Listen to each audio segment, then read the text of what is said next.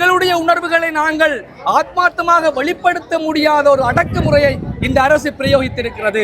இது தாங்கள் செய்ய முடியும்.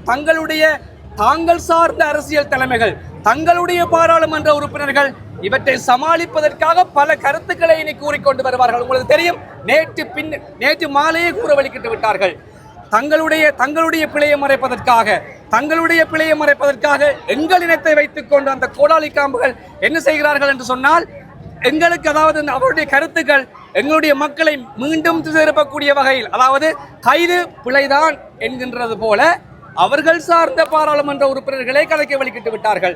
இது எங்களுடைய மக்களை மடையர்களாக மீண்டும் மடையர்கள், தாயக பூமியில் உள்ள எங்கள் இனத்தவர்களை மடையர்களாக ஆக்குவதற்காக தேசிய அரசாங்கம் எங்களவர்களை வைத்துக் கொண்டே இவ்வாறான நாடகங்களை தேசிய நாடக கட்சி என்று அழைக்கப்படுகின்ற தேசிய மக்கள் சக்தி அரங்கேற்றிக் கொண்டிருக்கிறது.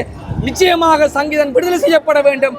அவருடைய விடுதலை இளைஞர்களுக்கு, அதாவது எங்களுடைய உரிமைகளை நாங்கள் பெற்றுக்கொள்கின்ற ஒரு விடுதலையாக அமைய வேண்டும்.